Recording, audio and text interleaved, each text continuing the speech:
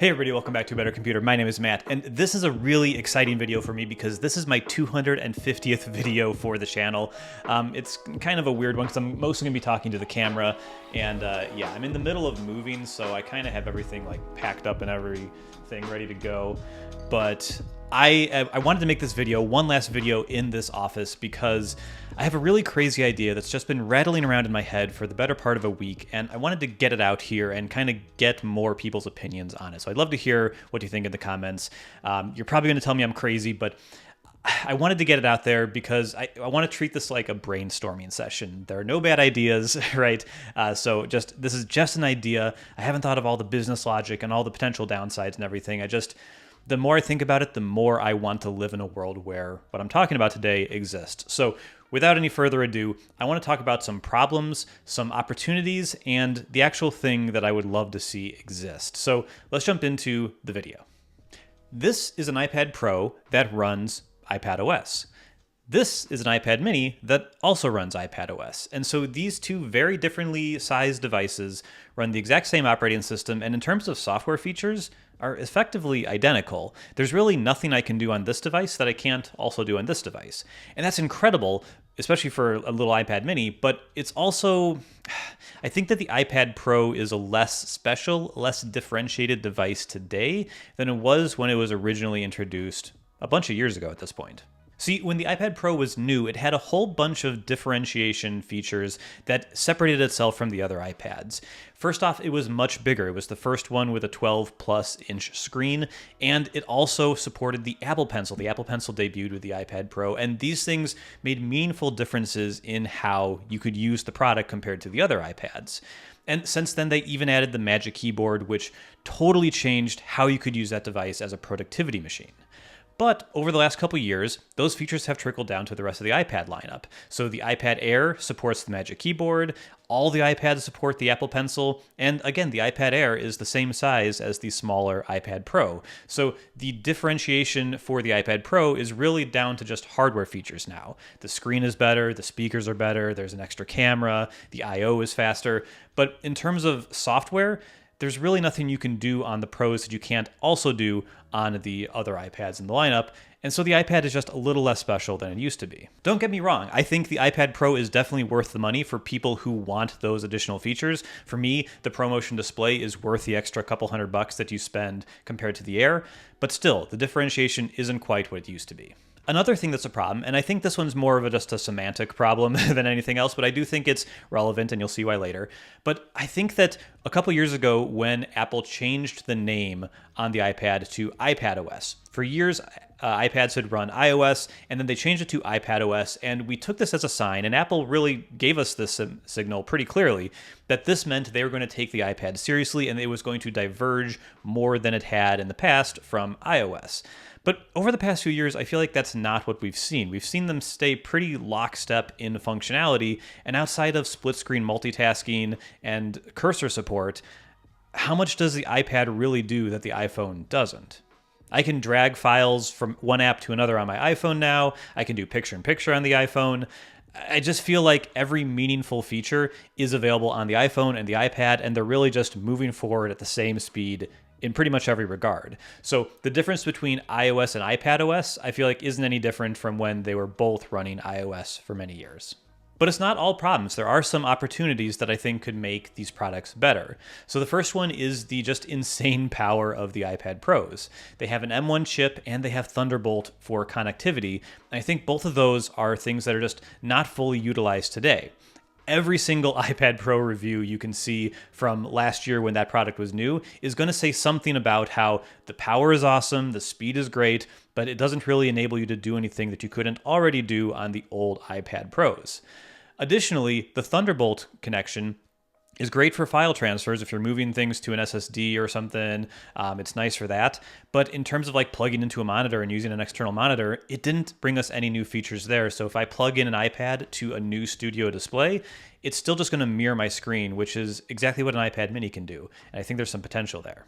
Speaking of the Studio display that just came out has an A13 chip built in, and right now that A13, which again is the exact same chip that's in the iPhone 11 lineup, it's very similar to what the last generation iPad Pros had.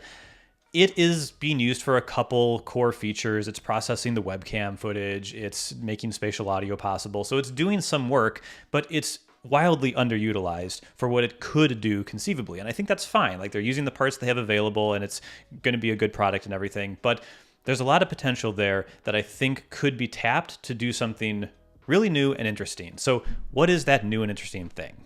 So my idea is something called Studio OS, which is a new operating system that Apple produces.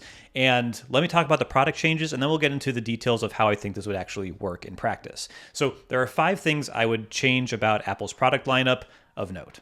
Thing number 1, the name iPadOS would be retired. With the name retired, that means the iPad mini, and the iPad Air would all go back to running iOS. Now, it would be the exact same thing as today. It would still technically be iPadOS, but it would be called iOS because those devices would stick closer in line to what the iPhone has with iOS updates going forward. That's basically what iPadOS is today, and I think that would just continue with iOS as the name. Number 3. The next version of iPadOS for the iPad Pro lineup would be called Studio OS. Change number 4 is the next version of the iPad Pro wouldn't be called the iPad Pro.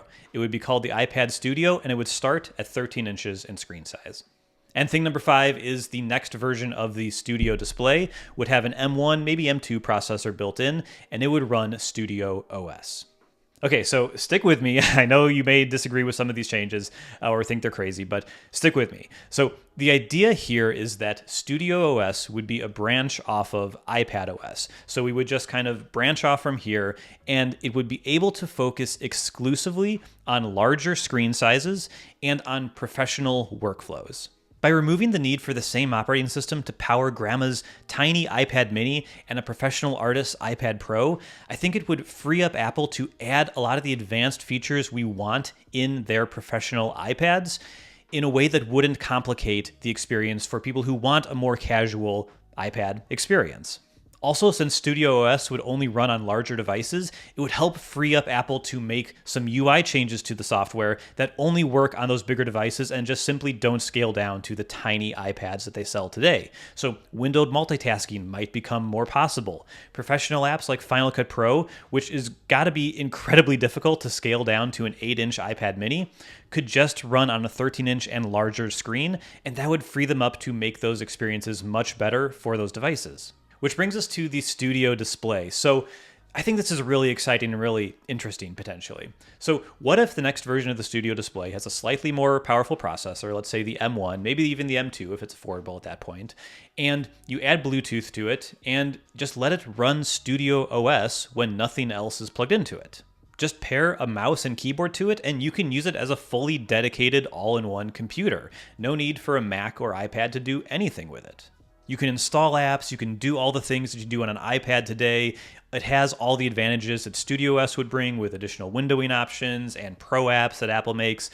All this would be there in an all-in-one device that's really easy to use, an all-in-one beautiful package. Yes, it's a monitor, but it's a fully functional all-in-one computer as well. But it's still a display, so how does that work? So if you plug in an iPad, so an iPad, iPad mini, or iPad Air that's running iOS now, those would just mirror the screen like today, and that would be fine for those use cases.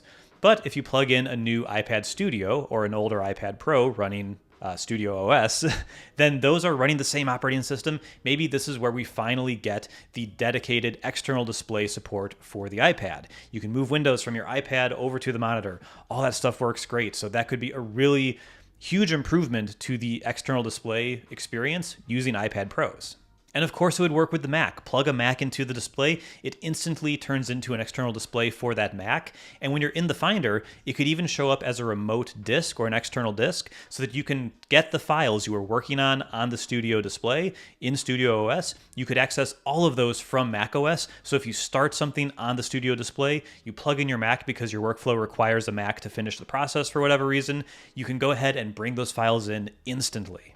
So this might be crazy, and it's probably not going to happen, but again, the more I think about this, the more I let it just rattle around in my brain, the more I want an iPad Studio in my life. The more I want my display to be a display, be an external monitor when I have another device to plug into it, but let it do things while it's just standing there. Make it a viable alternate computer, an alternate desktop all-in-one to the iMac. I know this won't appeal to everyone, and again, I think this is a crazy idea that Apple probably won't do, but I don't think I'm the only one who hears about this idea and thinks about the Studio OS and it running on a dedicated monitor and all these Pro features being available on the Pro devices, but not complicating the lower-end devices that most people use with the iPad. I think it's really interesting, I think it's really exciting, and again, I think I'm not the only one who would feel this way. I also think that when you look at what Apple's been doing recently with the Mac, over the 18 months, Apple has very clearly been listening to customer feedback, especially professional users, with what they want from the Mac. They've done a real 180 on the whole product lineup, and while 2 years ago you would have said the Mac lineup is in a pretty bad state, I think in early 2022, it's incredible right now. Every new Mac Apple releases is just a home run, and part of that is from Apple Silicon, but part of it is them making changes to these devices like all the I/O on the new MacBook Pros. That's definitely based on user feedback, and specifically professional user feedback. No, most people don't use SD cards. Most average people don't use SD cards, but they're hugely important to pro users, and you see it on all their devices now because they're listening to their professional user base and making changes that make them happy, and that's making me happy, that's making a lot of other people happy, and I think it's only a matter of time until this attitude of doing the things customers have been asking for a long time comes back to the iPad. And so when I think about these iPad reviews, when I think about when I talk to other people about the iPad and they say, it's great, I just wish I could do this on it, or I wish it would finally allow me to do that, or like, I feel like I can't take advantage of all the power it has. I feel like it's only a matter of time until they start to address that as well. And so I wanted to throw this out there. I wanted to throw my hat in the ring for something they could do so that if they do this in the future, I look like a genius. And if they don't, and if they do something totally the opposite, I can just unlist the video, right? So that's it for me today.